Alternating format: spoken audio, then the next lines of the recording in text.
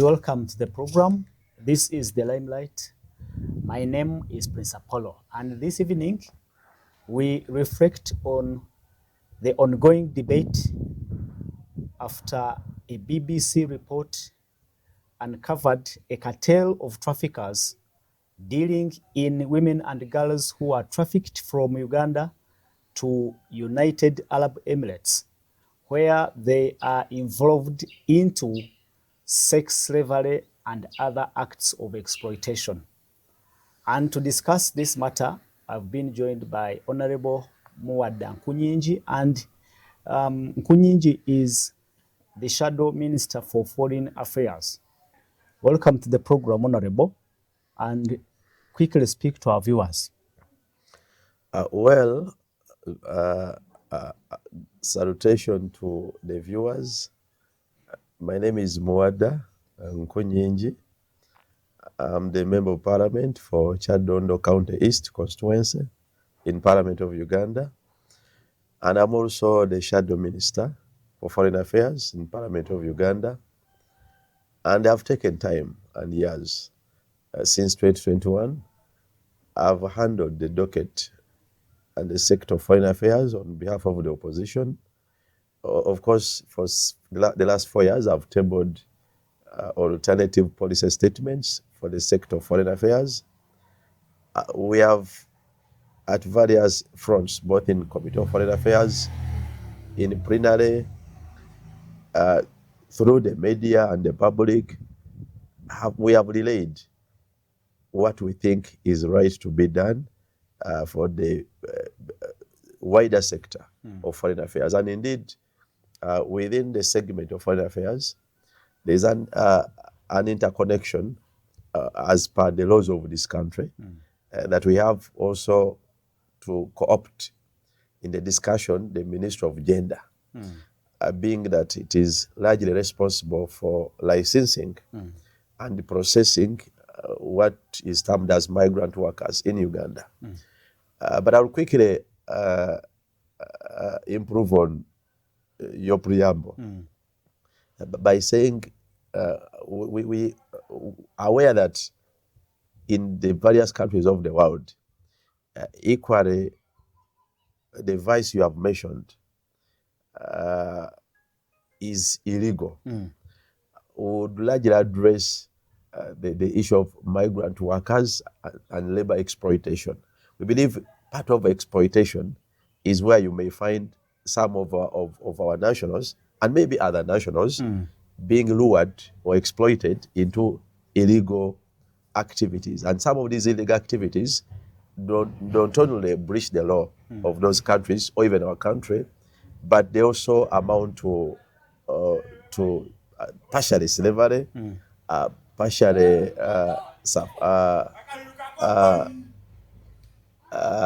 partially you may also include vices and crimes like sex slavery,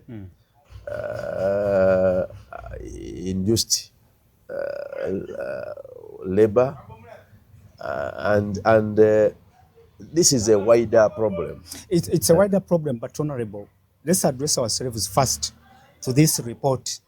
And the report focuses more on acts of slavery, sex slavery. Are these things new to you? The BBC story and revelation was not of surprise to me, because for several years I've tabled the same concern before Parliament. We have had a number of distress calls from Ugandan nationals in India. You remember those of Myanmar. I've interacted with those in Cairo, largely now the Middle East, because sex exploitation and slavery, as we may call it, is largely a consequence of distress, especially for those who are far away, and the need to sustain oneself, and failure to secure a job, accommodation, among others, may make and put any Ugandan national in a situation at risk of being exploited, including sex exploitation or sex slavery. But as well, they are also a category that is specifically trafficked for that. So the BBC story was a bit elaborate. But the same BBC has also given and released stories of similar scenarios in other parts of the world. Why I'm not surprised? Because I've regularly tabled concerns before Parliament that one, we must look into protection of Ugandans abroad. Yeah. And when I speak about protection, it is not only protection for migrant workers who pass through known formal processes, but even those who are either trafficked or who travel for other reasons and change reason. In some instances, it may not be wrong that someone travels for education, travels for tourism, and finds a lucrative opportunity there. That person should be assisted to apply for a work permit in those countries. Has our country done so? No. Now, when it comes to migrant workers, they are expected that if they are taken abroad, they have the resemblance of protection. I've been making argument for bilateral labor agreements and specifically enforceable bilateral labor agreements, because when a migrant worker is taken abroad, in Uganda you license an externalization company. But the reality of the law is the laws of Uganda ends at our boundaries. When someone crosses our border to another country, the laws of that country comes into play. And neither can a Ugandan migrant or externalization company have the absolute mandate and power or even capacity to control what happens there. That can only be settled by Uganda through our Minister of Foreign Affairs and our diplomats, including also the Line Minister, the Minister of Gender, negotiating bilateral agreements, which are enforceable. That would protect a Ugandan well in those countries, because that's the only exclusive arrangement where you can seek for protection and rights. Otherwise, you are bound to only abide by their laws, and anything that affects you, you are bound to report it as a mere crime, or a mere crime within the jurisdiction of that country. But for you to protect further your nationals, you negotiate bilateral agreements so that when our nationals are there, they can seek to enforce some rights, exclusive rights as migrant workers, and a bilateral arrangement. And countries have done it, like Philippines. So that is one important area. Honorable, in this case, we are talking about Dubai. Do we have any form of agreement with Dubai? Now, when it comes to Dubai, for example, a number of these traffickers operate exclusively in secrecy. And you could see that even the BBC investigation was really a secret investigation. Because even making the victims to speak out is hard, and obviously they didn't have enough victims. But they managed to identify the culprits who are responsible. But as well, you could see how complex the inquiry was. So this is done with all intent and purpose for exploitation. And unfortunately, even if the victims were to be aligned in Uganda, one of the most challenging crime to confess to as a victim is sexual harassment, including sex trade, and even if it were to be rape or defilement, because the victims remain victimized, and they would, our presumption is all of them would wish to have decent employment. And when exploited abroad, there's also a presumption that they are almost held as hostages. So the BBC revelation alludes to a scenario where people are specifically trafficked from Uganda to United Arab Emirates. Now, when you speak about trafficking, I want to start from our borders and I go to UAE. It now involves a question: how are our borders managed? Because exiting from our country it requires immigration safeguards, which are entirely under the Ministry of Internal Affairs. Our question to Internal Affairs: what went wrong? How come people could successfully be trafficked, as per the BBC story. That's government to respond. Two, when it comes to what steps have been taken to prosecute culprits, I've told you similar scenarios of victims who have been trafficked to Myanmar and to several other parts of the world, including India. When these victims return, I believe they report and they narrate the traffickers.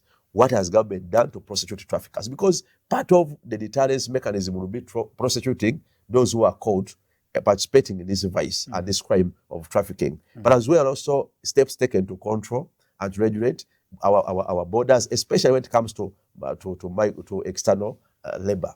But when it comes to UAE, I've tabled it. I was part of a team in Parliament that advocated for establishment of a consulate, because our embassy in UAE is in Abu Dhabi. Yeah. I participated in supporting establishment of a consulate in Dubai, because Dubai is one of the Emirates or a region of United Arab Emirates. When that consulate was established, our view and interest and intention was to see that Ugandans who are largely concentrated in Dubai, areas of Deira, among others, are supported. And by then I had gone to, I remember I visited those regions.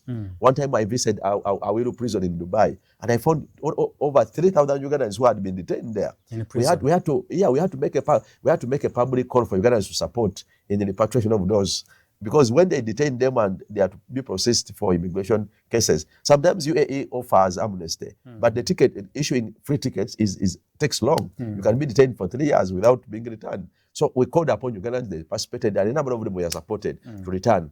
And I've been on the streets of Dubai myself. I've slept, some people sleep outside. Why? Because sometimes they go, they fail to get a job, failure to get a job, because we don't have even protective agreements. Sometimes they apply for work permits so that they can secure employment, and their application is not processed quickly.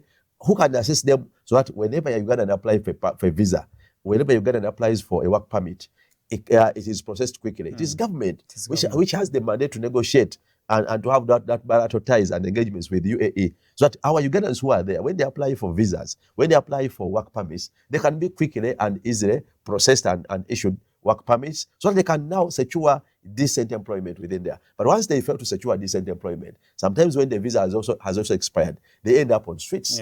And whereas if they had been supported to get work permits and easily process work permits, they would survive. Many families also narrate to me that they send welfare support to their children in UAE, because sometimes someone goes and is promised that given a 3 months visa, told to pay accommodation for 3 months, and also told to go with maybe like $200 to sustain him or herself for 3 months, with being promised that in those 3 months you will have got a job. Many times people go, they fail to get a job in 3 months. That's how they end up into such acts of exploitation. And of course, because once you cannot pay accommodation is a bit expensive in UAE. Many times they end up on the streets, sleeping outside. And there are several who sleep outside. I've ever slept with them in areas of Banias, streets of yards of Banias, Union, around those are metro stations, among others. You'll find a number of them of our nation sleeping outside, because the 3 months expired without him or her getting a job. Sometimes the families try to support them for a while until it is over. Do those include girls? Those of course, majority. But when you look at the most of the numbers, it appears majority are women or girls. Sure. Between ages of 18 and below 40 years, and largely it is between 18 and probably 30 to 35 years. So I've interacted with them. Honorable, are you suggesting? Wait a minute. Coming to the are you saying what came out in the BBC report is just a drop in the ocean? Much is happening. Much of sex exploitation is happening. It is not in Dubai and in UAE.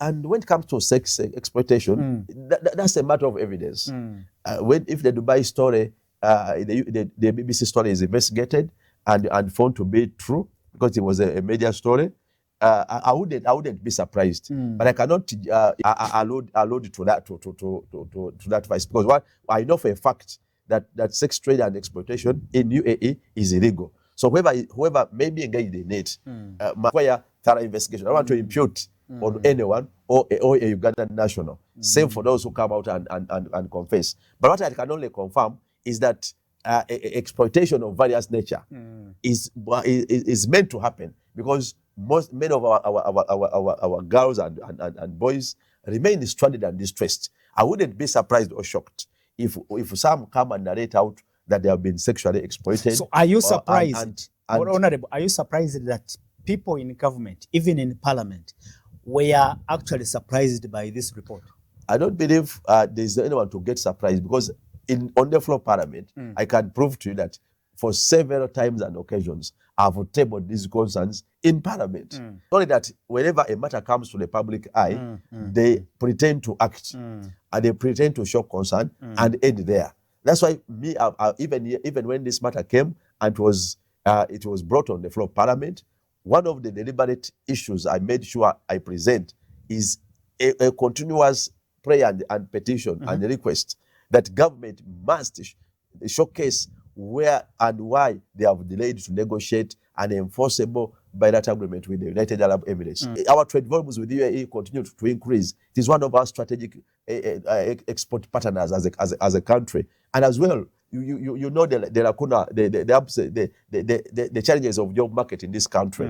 People have to resort to alternative employment wherever it is. So supporting us to work abroad would be justifiable in the circumstances. But there ought to be a protective arrangement, because that's why I'm alluding to the cause. If these organizers are supported to secure work permits, if they are supported to secure quick processing of their work permit applications, many of them would secure decent employment in UAE, because there is employment. I want to address their challenges, their challenges and the solutions. These are the things I tabled in Parliament. I also said and tabled in Parliament this week that equally, when it comes to deterrence for those who are trafficked, it is a responsibility of government and specifically Ministry of Internal Affairs, and so that they ensure that they manage labor externalization, but as well prosecute culprits of human trafficking, because it is largely trafficking. Now, when there is a prosecution of the traffickers, it may serve as a deterrence as well, and even the other countries of the world will now have reasons to believe that the Uganda passport is protected. And as well, I've also been making case for a Uganda passport index, the acceptability of a Uganda passport, because when they apply for visa or work permit. Why? Because the basic challenge is, amid this externalization of workers, we also, when these nationals are assisted to secure easier processing of work permits. Our passports are violated. Work permits. They will now secure decent employment. The challenge of failure to secure work permits causes more distress, because when they travel abroad, they will seek to work and they seek to secure employment. Their challenge is normally the work permit. Honorable, with the work permit, you would easily secure a job. You would easily secure decent employment. Those kind of exploitation, like sex exploitation, as I mentioned earlier, is illegal here and there. And wherever it happens, it must be done in secrecy. And they must target miserable cases for those who are found there. And and some of those who may be trafficked from here, ignorant of what will befall them in the hands of the traffickers. Honorable, a regulated company is not expected to engage in that. You're saying in the absence of bilateral agreements between Uganda and those countries in UAE also is a factor because that actually fuels these acts of trafficking. Because merely discussing sex exploitation and also sex trade. I'm talking about trafficking. What I'm saying, even discussing sexual exploitation would be just lamenting. And two, it is another question of evidence. But alive of that story, we are focused on what are the solutions. And I'm asking, Honorable, is the absence of bilateral agreements between Uganda and those countries in the Middle East also a factor that actually helps or facilitates trafficking? Because there are two folds of this. Now, trafficking is at our own borders. Because Uganda can only get involved in curbing trafficking at our own borders, and two, prosecuting the culprits who are found to have trafficked, especially from the evidence and narratives of the victims. That would because prosecuting them would deter, but as well also taking efforts to ensure that exit and management of migrant workers is properly done, is also part of a solution. But why I'm making a case for bilateral labor agreements, and I'm being emphatic on saying enforceable bilateral labor agreement, because there are many times where they make an agreement which is not enforced. Like a year ago, I saw the Minister of Gender waiving an agreement with Qatar, but they haven't relayed it to the public. Have you seen a copy or any clause of it? How can now the beneficiaries know their rights and their benefits in that agreement when you keep it in secrecy? All enter legally. The problem is exiting when you have fines on your fines against you. Now, how can we protect our nationals? Aware that we have a trade interest with UAE. Yep. There are opportunities or job opportunities for our nationals. You now fast track and negotiate bilateral labor agreements. When you negotiate bilateral labor agreements, it simplifies for Uganda who is here and those who are found there to apply for work permit. To apply for it, because when they are processing your passport and they see that they have a bilateral agreement with your country, you are processed quickly and you are easily given consideration. The challenge we have is that when you interact with Ugandan nationals, when they apply for renewal of their visas or for their work permits, they take long to be. It takes long, and many times after taking long, it comes out when they have not been That's issued. when they and are again into exploitation. And of course now when they are not issued permits, they lose employment. They cannot pay for housing. Now they find themselves moved out on the streets. And when you are there on the streets, anyone can exploit you. Honorable, as we plan to conclude, we have, and you have been talking about these issues. You have laid papers on Parliament. I mean, on the floor of Parliament. Why do you think this issue persists? One, I think the Minister of Gender has failed to understand that they don't have diplomatic presence abroad. Even when they go, they cannot have efficient follow-up without involving the Ministry of Foreign Affairs. I've looked at the regulations for labor externalization. It requires joint interaction and joint processing of a number of these aspects under externalization of labor. But it appears the Minister of Gender has intentionally isolated itself. And by isolating itself, it has no diplomatic presence. When you visit most of our embassies abroad and our diplomats, sometimes they are found between rocks. They are not aware of how we reached where we are, and they are not in constant and accurate communication with the Minister of Gender. Even sometimes they narrate that when they send inquiries and requests to the ministry, to the user departments, they take long to respond. Now, I've identified a silent misunderstanding, which is the detrimental to our nationals. Between and there is a communication gap and a cooperation gap between the Ministry of Foreign Affairs and the Ministry of Gender. We're aware that it is our embassies which are closer and which are present in those countries. And this requires, it may require an amendment to just force, because now it is under regulations of the labor regulations that requires that cooperation. But I think it requires an amendment to the law that governs labor externalization, so that it's by law. Download the Salt Media app from the Google Play Store and the Apple App Store.